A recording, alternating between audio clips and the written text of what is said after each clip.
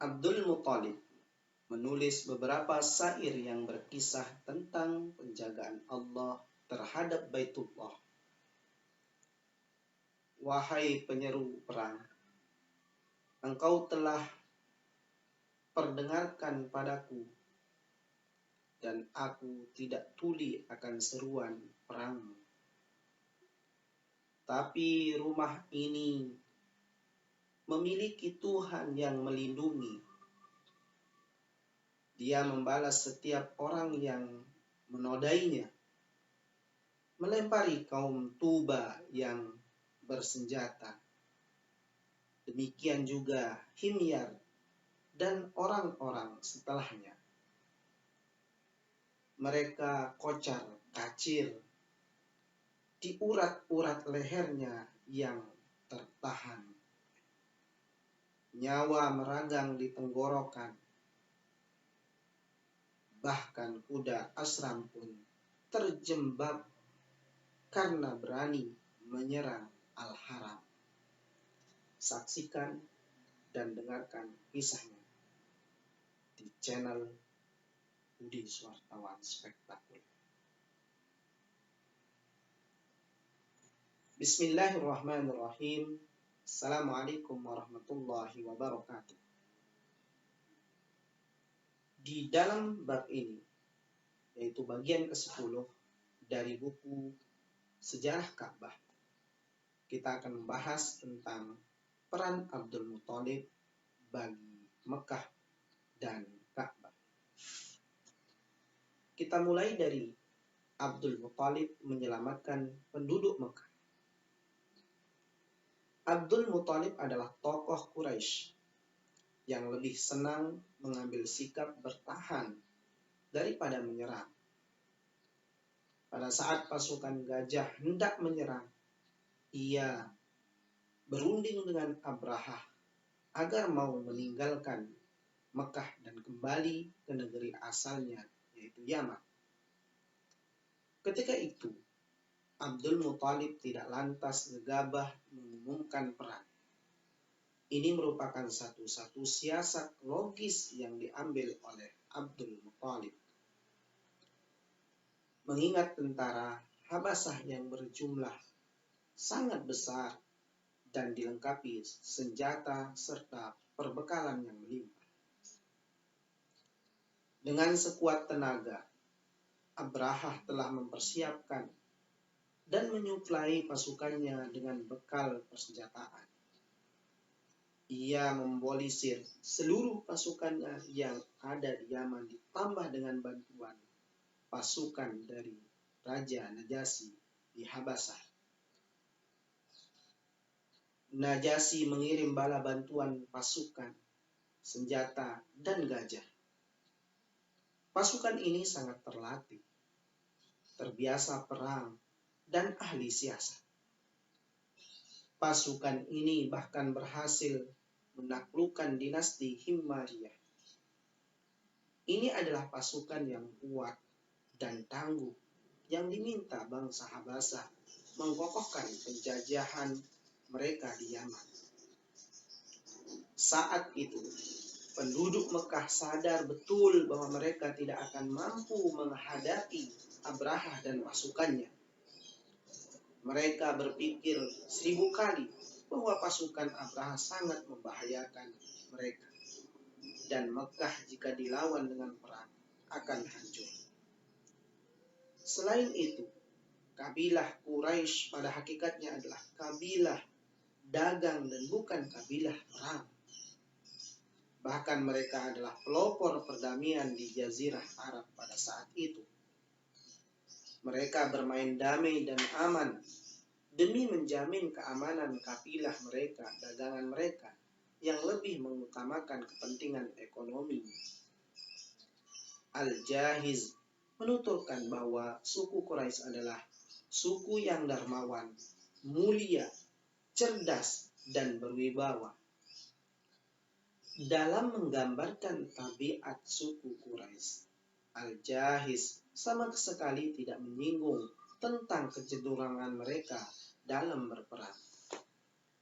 Sejarawan Kurdi Ali juga berkata kaum Quraisy telah melakukan perjalanan ke penjuru dunia sampai dikenal oleh Raja Romawi, Najasyi, Raja Habasah, Mukaikis di Mesir, serta Kisra di Irak. Itulah negeri-negeri tempat mereka berdagang. Sejak dahulu, mereka, suku Quraisy, tidak pernah menjajah. Pedagang adalah sumber utama menghidupkan mereka, dan dari kegiatan dagang ini, mereka kemudian mengenal bangsa-bangsa di sekitarnya. Bisa dikatakan, suku Quraisy adalah pedagang yang sangat supel dan berwibawa. Ketika Abraha sampai di Mekah, suku Quraisy sudah mengambil sikap bahwa perang tidak akan mendatangkan manfaat bagi mereka. Apalagi pasukan Abraha lebih unggul dari mereka dalam sisi jumlah dan persenjataan, dan dilengkapi dengan gajah-gajah pilihan yang dikirim oleh sang sekutu. Tapi di antara sejarawan klasik ada yang menyebutkan bahwa awalnya suku Quraisy ingin melawan tentara Habasyah. Hanya saja akal dan kecerdasan Abdul Muthalib membuat mereka mengurungkan niatnya. Di dalam kitab Imam At-Tabari sendiri menjelaskan bahwa suku Quraisy, Kinanah, Uzair, dan semuanya yang tinggal di sekitar Mekah paham betul bahwa mereka tidak memiliki kekuatan untuk melawan Abraha. Abdul Muthalib juga sadar betul bahwa dia tidak mampu mengalahkan pasukan sebesar itu. Bahkan dia mengakuinya dengan terus terang pada utusan Abraha, di mana Abdul Muthalib mengatakan, "Demi Allah, kami tidak ingin memeranginya," yaitu Abraha, "dan kami juga tidak memiliki kekuatan untuk itu." Di sisi lain, kota Mekah adalah kota suci karena adanya Baitul Haram, sehingga bangsa Arab sangat antusias untuk mewujudkan perdamaian dunia di kota tersebut dan menghindari adanya peperangan. Di sini, peran Abdul Muthalib sangat besar. Ia telah menjadikan Mekah ketika itu sebagai kota terbuka. Abraha sendiri sebenarnya sudah mengumumkan bahwa ia datang bukan untuk berperang. Dia datang hanya untuk menghancurkan Ka'bah. "Sungguh aku datang bukan untuk memerangi kalian, wahai bangsa Quraisy. Akan tetapi aku datang untuk menghancurkan Ka'bah," cetus Abraha. "Apabila engkau tidak menghalangiku dan memerangiku, maka aku tidak perlu menumpahkan darah untukmu." Ini artinya Abraha dari awal juga tidak ingin memulai peperangan. Oleh sebab itu, sejak pertama datang, ia meminta diadakannya perundingan dengan Abdul Muthalib, sang paman Nabi Muhammad SAW. Abdul Muthalib pun berpikir sama, dan ia menerima ajakan berunding yang ditawarkan Abraha. Itu karena Abdul Muthalib berpikir bahwa perundingan adalah cara untuk menghindarkan Mekah dari akibat buruk peperangan. Abdul Muthalib tidak bersikap a priori terhadap serangan Habasah. Dia telah mendapatkan dua cara untuk menyelamatkan penduduk Mekah pada saat itu, karena ia sadar bahwa perang tidak membawa manfaat. Pertama, ialah bertahan, yang kadang lebih banyak manfaatnya daripada perang dan menyerang. Ia memperhatikan penduduk Mekah mengungsi ke lembah-lembah dan puncak gunung. Cara yang kedua adalah menyeru Abraha. Sepertiga kekayaan Tihamah jika Abraha bersedia meninggalkan Mekah. dan tidak menghancurkan Ka'bah. Hanya saja Abraha menolak mentah-mentah semua tawaran yang ditawarkan oleh Abdul Muthalib. Dari berbagai siasat dan strategi yang mereka tempuh untuk bernegosiasi dengan lawan maupun kawan, sebenarnya kaum Quraisy telah berhasil mendirikan negara mini di Mekah. Dan negosiasi damai ini mereka ambil sebagai solusi atau semua permasalahan karena mereka hidup mengandalkan perdagangan.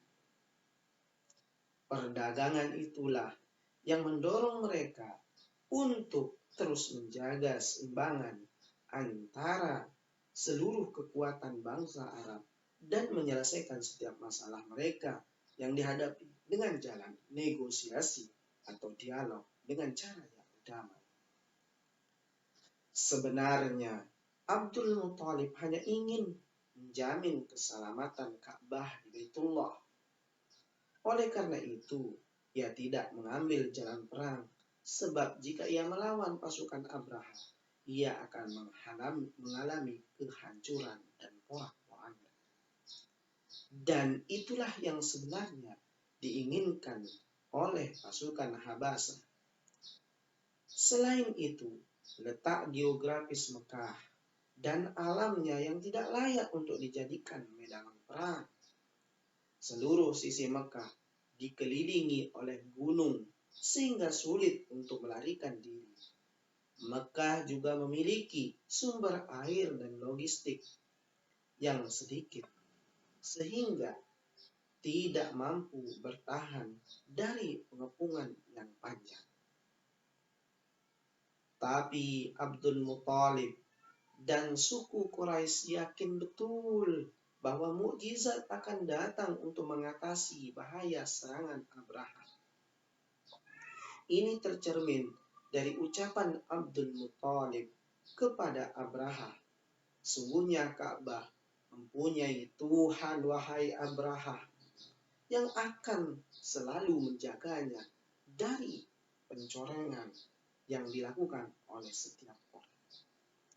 Setelah itu, kita tahu betul bagaimana doanya. Ya Allah, tidak ada yang kuharap selain Engkau. Ya Allah, cegahlah mereka dengan penjagaanmu, karena musuh-musuhmu adalah musuhmu. Maka cegahlah mereka yang hendak menghancurkan kampungmu, yaitu Makkahul Mukarramah, yang di dalamnya terdapat Ka'bah. Doa ini sangat luar biasa dipanjatkan oleh penjaganya sendiri, pimpinan sendiri di kota itu, yaitu Abdul Muthalib. Apa yang dilakukan Abdul Muthalib dengan menunggu mukjizat terbukti benar. Kemudian Abdul Muthalib menulis beberapa bait syair yang berkisah tentang penjagaan Allah terhadap Baitul Haram. Wahai penyeru perang, engkau telah perdengarkan padaku, dan aku tidak tuli akan seruan parang. Tapi rumah ini milik Tuhan yang akan melindungi. Dia membalas setiap orang yang menodainya, melempari kaum Tuba yang bersenjata. Demikian juga Himyar dan orang-orang setelahnya. Mereka kocar-kacir, diurat-urat lehernya yang bertahan, nyawa meregang di tenggorokan. Bahkan kuda Asram pun terjebak karena berani menyerang Al-Haram. Inilah petikan syair yang ditulis oleh Abdul Muthalib ketika berharap mukjizat Allah untuk dilindunginya Ka'bah. Kemudian sahabat spektakuler, kita akan membahas yang kedua adalah apa nazar Abdul Muthalib. Ketika Abdul Muthalib menggali sumur Zamzam, dia hanya ditemani putranya Al-Harith. Pekerjaan mereka lakukan itu sangatlah berat. Tetapi keduanya mengemban dengan sabar dan teguh. Dan setelah mereka menyelesaikan pekerjaan itu, mereka meraih kehormatan dan kemuliaan. Tapi mereka dituntut kaum Quraisy untuk membagi harta mereka yang ditemukan di sumur Zam-Zam. Mulai saat itu, dia sadar bahwa kaum Quraisy berani menentangnya karena dirinya lemah dan keturunannya sedikit. Oleh karena itu, dia berniat menikah lagi agar dikaruniai banyak anak yang akan melindungi dan menolongnya. Untuk niat ini, Abdul Muthalib bernazar, seandainya aku dikaruniai 10 anak dan mereka tumbuh sampai balik serta menjadi penolongku, niscaya aku akan mengorbankan salah seorang dari mereka di Ka'bah. Tahun demi tahun berlalu dan harapan Abdul Muthalib menjadi kenyataan. Ia dikaruniai 10 anak. Abdul Muthalib sadar betul bahwa telah tiba saatnya untuk memenuhi nazarnya. Lalu, dia mengumpulkan anak-anaknya dan memberitahukan kepada mereka perihal nazar tersebut. Anak-anaknya tampak taat dan patuh. Masalahnya adalah siapa di antara mereka yang akan dikorbankan. Abdul Muthalib bertanya kepada anak-anaknya, apa yang harus kita lakukan? Lalu Abdul Muthalib melanjutkan, masing-masing dari kamu mengambil secangkir dan menuliskan namanya di dalam cangkir tersebut. Lalu bawalah kemari. Mereka pun dengan patuh melakukannya. Abdul Muthalib membawa mereka ke berhala Hubal yang ada di dalam Ka'bah. Posisi Hubal adalah di atas sumur dalam Ka'bah. Sumur itu adalah tempat penyimpanan harta persembahan untuk Ka'bah. Di sisi berhala Hubal terdapat 7 cangkir. Masing-masing cangkir berisi tulisan. Cangkir pertama bertuliskan al-aql atau denda. Yang kedua bertuliskan na'am atau ya untuk sesuatu yang diinginkan atau dilakukan. Cangkir-cangkir tersebut lalu diundi. Jika cangkir yang terpilih adalah bertuliskan na'am, maka pekerjaan itu akan dilaksanakan. Cangkir ketiga berisi tulisan la yang berarti tidak. Ada juga cangkir yang berisi tulisan minkum mulsoh min gairikum. Ada juga yang bertuliskan al-niyah atau air. Jika mereka hendak menggali sumur, mereka akan melakukan undian. Jika yang keluar adalah cangkir yang berisi tulisan al-niyah, mereka akan melakukannya. Demikian juga mereka hendak menghitan seorang anak, menikahkan, menguburkan mayit, mengetahui tentang nasab, maka mereka akan pergi ke Hubal. Di sana ada petugas yang mengurus cangkir itu. Mereka memberi petugas cangkir itu yang mengurus itu 100 dirham dan meminta untuk mengundi keinginan mereka.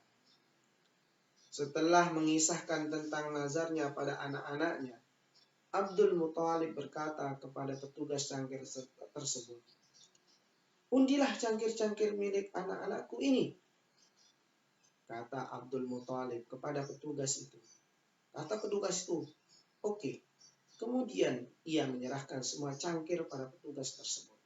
Selanjutnya petugas itu mengundi dan terpilihlah cangkir milik Abdullah. Abdul Muthalib lalu membawa Abdullah dan mengambil pisau. Ia menghadapkan Abdullah ke berhala Asad dan Nailah untuk menyembelihnya. Orang-orang Quraisy pun menghampiri Abdul Muthalib dan berkata, apa yang akan engkau lakukan wahai Abdul Muthalib? Aku akan menyembelihnya, jawab Abdul Muthalib. Demi Allah, kata orang-orang Quraisy, jangan engkau menyembelihnya. Lepaskanlah. Jika engkau menyembelihnya, maka di kemudian hari orang-orang akan melakukan hal yang sama. dan ini akan mengancam keberadaan manusia. Jawab kaum Quraisy dan anak-anak yang lain. Kemudian Mughairah bin Abdullah bin Amru bin Makhzum bin Yaqzah, dia adalah keponakan Abdul Muthalib juga, berkata, engkau tidak boleh menyembelihnya, Abdul Muthalib.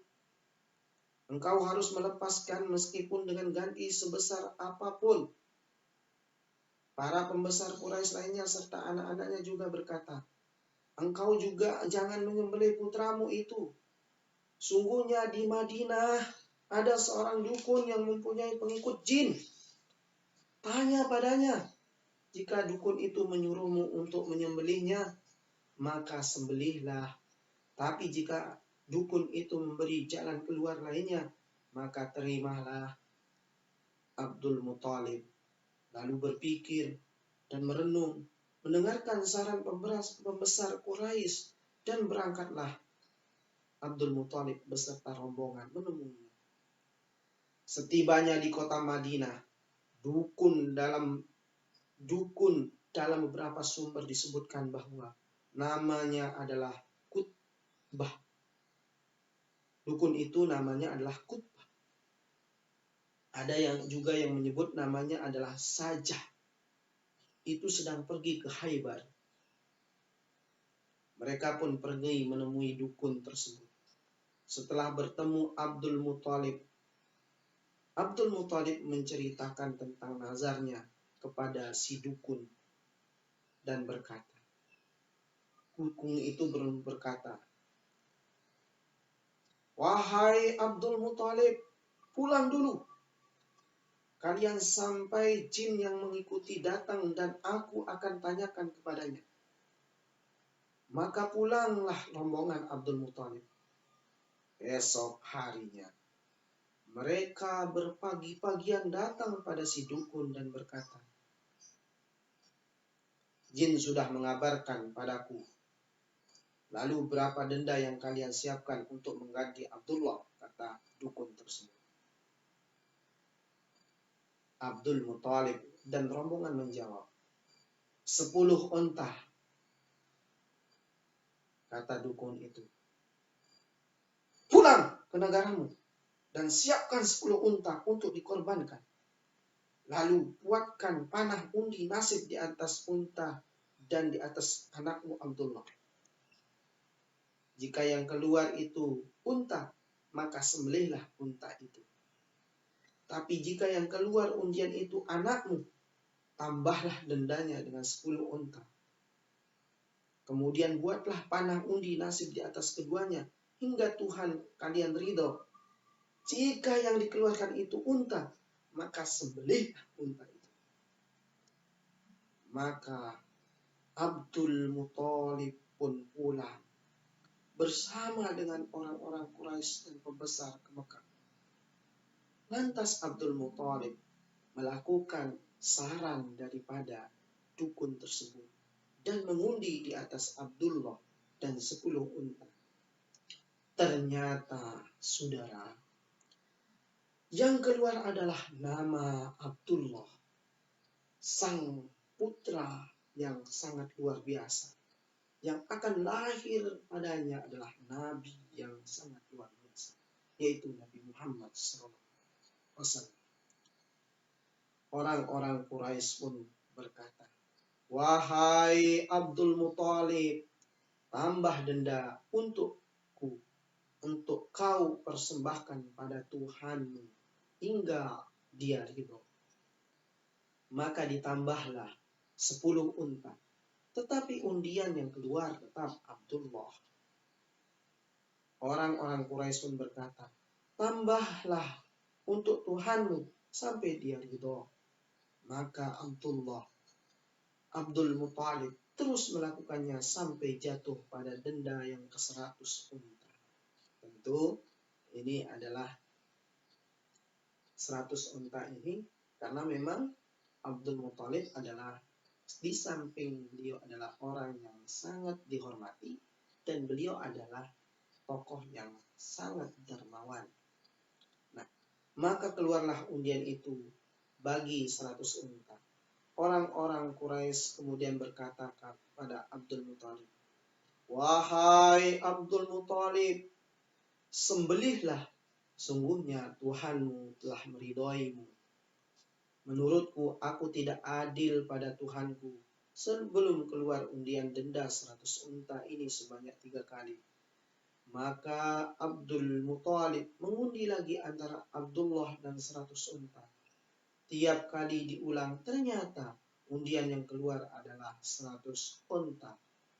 Dan undian ketiga kalinya berturut-turut jatuh pada unta.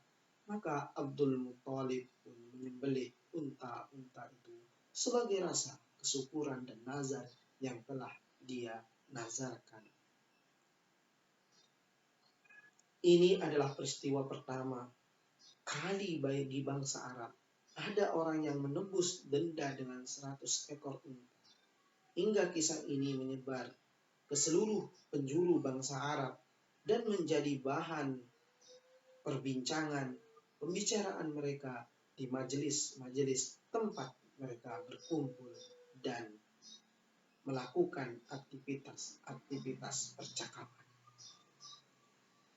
Kisah ini terekam dalam sejarah atau dalam sirah-sirah yang ditulis oleh pakar-pakarnya, termasuk Ibnu Hisham dengan bukunya yang berjudul Sirah Nabawiyah. Kemudian pembahasan kita di bagian ke-10 ini adalah pernikahan Abdullah bin Abdul Muthalib. Abdul Muthalib merasa tenang setelah menebus putranya dengan 100 ekor unta. Abdullah adalah putra yang paling ia sayangi. Meskipun bukan putra bungsu, sebagaimana disebutkan dalam riwayat. Meski Ibnu Hisham menyebut bahwa Abdullah adalah anak bungsu, tapi yang dimaksud adalah Abdullah sebagai anak bungsu adalah saat akan disembelih untuk menempati nazarnya. Sebab kita tahu bahwa Hamzah adalah adik Abdullah dan Abbas adalah adik Hamzah. Beberapa riwayat menyebutkan bahwasanya Abbas pernah berkata, "Aku ingat saat Muhammad lahir, aku berusia 3 tahun. Muhammad dibawa padaku dan aku menatapnya. Saat itu para ibu berkata padaku, 'Ciumlah saudaramu, wahai Abbas. Ciumlah saudaramu.' Maka aku menciumnya." Setidaknya ini bukti bahwa Abdullah bukanlah putra bungsu Abdul Muthalib. Kisah pernikahan Abdullah ini bermula ketika suatu hari Abdul Muthalib keluar dan menggandeng tangan Abdullah. Mereka melintas di depan seorang wanita Bani As'ad bin Abdul Uzza bin Qusay bin Kilab. Wanita ini adalah saudara Waraqah bin Naufal bin As'ad bin Abdul Uzza yang dikenal dengan Ummu Qital binti Naufal bin Abdul Uzza. Saat itu, perempuan itu sedang berada di Ka'bah. Ketika melihat wajah Abdullah, wanita itu berkata, "Kemana engkau akan pergi, wahai Abdullah?" "Aku ikut bapakku. Jika engkau mau menikah denganku, aku akan memberimu unta sebanyak yang dikurbankan bapakmu untukmu," kata wanita tersebut. "Saat itu aku sedang bersama bapakku. Aku tidak bisa membantah atau meninggalkannya." Ini bisa dicek di kitab Ibnu Hisham Sirah An-Nabawiyah dan bisa juga dicek di kitab At-Tabari Tarikh Al-Um wal Muluk.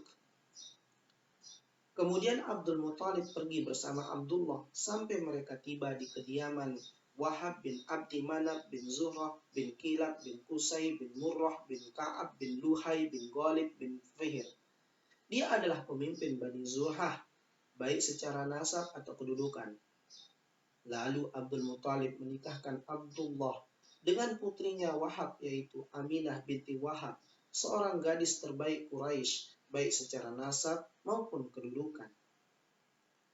Imam At-Tabari meriwayatkan bahwa Abdullah segera tinggal serumah dengan Aminah setelah ia dinikahkan.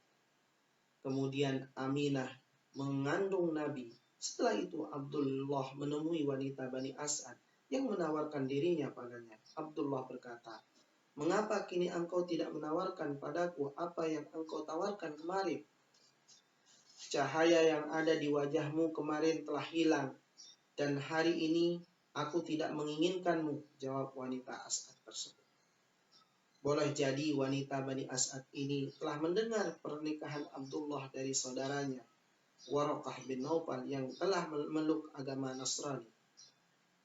Dalam sumber-sumber sejarah menyebutkan bahwa banyak gadis yang ingin menjadi istri Abdullah bin Abdul Muttalib.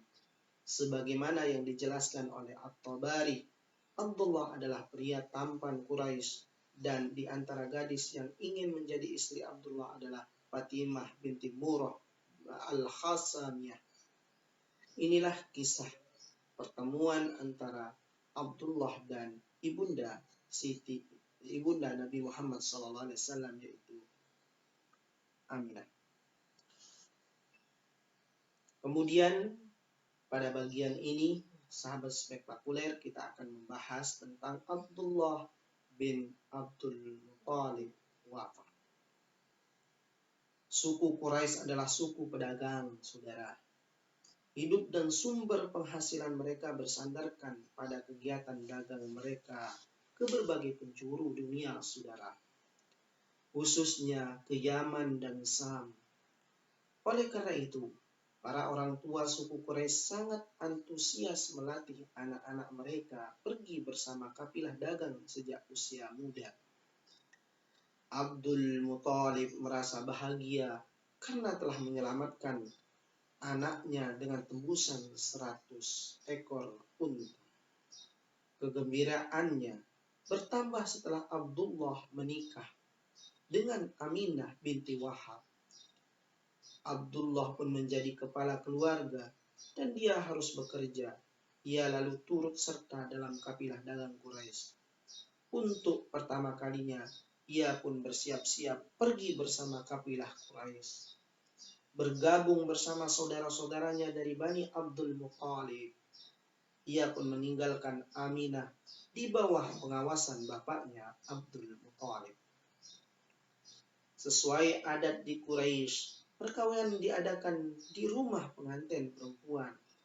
Kemudian pengantin pria menginap di rumah pengantin perempuan selama 3 hari.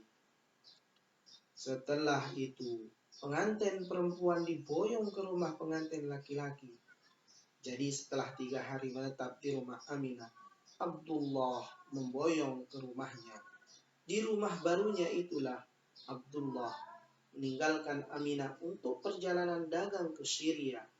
Dan Aminah ketika itu dalam keadaan hamil, yaitu di dalam kandungan beliau ada sosok yang sangat mulia yang akan menjadi rahmatan lil alamin bagi seluruh dunia dan seluruh alam ini, yaitu Nabi Muhammad SAW.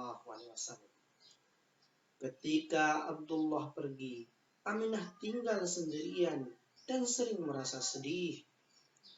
Abdul Muttalib pun sering mengunjunginya. Dia juga menyuruh istrinya, Hallah, untuk sering-sering mengunjungi menantunya Aminah agar tidak merasa kesepian, sekaligus menghilangkan kesedihannya. Karena kalau kita lihat perjalanan dagang pada saat itu, saudara, itu kan jauh. Jadi pulangnya itu lama, saudara. Kemudian tibalah saatnya kafilah dagang pulang. Kaum Quraisy bersiap menunggu kedatangan suami-suami mereka dan keluarga-keluarga mereka. Kafilah-kafilah itu pun tiba dan membawa keuntungan yang melimpah. Aminah tidak sadar atau tidak sabar menunggu suaminya pulang. Para pemuda berhamburan menyambut kafilah sebelum mereka tiba di Mekah, termasuk saudara-saudara Abdullah. Tetapi mereka kembali dengan wajah yang penuh dengan kesedihan. Ketika Abdul Muthalib menanyakan kepada mereka perihal apa yang terjadi, mereka menjawab bahwa Abdullah telah jatuh sakit dan ditinggalkan di Madinah bersama bibi-bibinya dari suku Najjar. Abdul Muthalib merasa sangat sedih dan takut. Berita itu membuat Aminah terguncang dan mempengaruhi kandungannya. Maka ia mengutus putra sulungnya Al-Haris untuk pergi ke Madinah dan merawat Abdullah. Semua menunggu kabar tentang kekasih mereka yang sakit dengan penuh rasa khawatir. Tetapi Al-Haris kembali dengan membawa berita yang sangat menyedihkan lagi, yaitu dengan kematian atau meninggalnya Abdullah. Ketika sampai di Madinah, ia diberitahu bahwa Abdullah sudah meninggal dan sudah dikuburkan pula. Abdullah dimakamkan di rumah, yaitu Tabi'ah, di komplek Bani Adi di Madinah. Kematian ini membuat Abdul Muthalib sangat terpukul. Demikian juga sang istri tercinta, yaitu Aminah.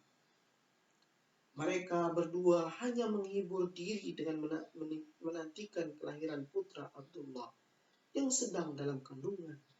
Demikian juga Abdullah, ia menghembuskan napas terakhirnya di usia 30 tahun. Itu adalah usia emas dan belum menikmati manisnya kehidupan, kecuali pernikahannya dengan Aminah yang baru tinggal bersamanya 2 bulan. Kisah ini menjadikan pelajaran bagi kehidupan dan menyisakan banyak kesedihan yang mendalam, tetapi membangun inspirasi bagi bangsa Arab, di mana bahwa ada anak yang akan lahir nantinya yang akan menjadi penghibur bukan hanya bagi keluarga, tetapi masyarakat dan dunia, bahkan alam semesta, yaitu Nabi Muhammad SAW. Itulah kisah bagaimana perjalanan daripada keluarga Nabi Muhammad SAW dan bagaimana peran Abdul Muthalib bagi Mekah dan Ka'bah. Terima kasih. Assalamualaikum warahmatullahi wabarakatuh.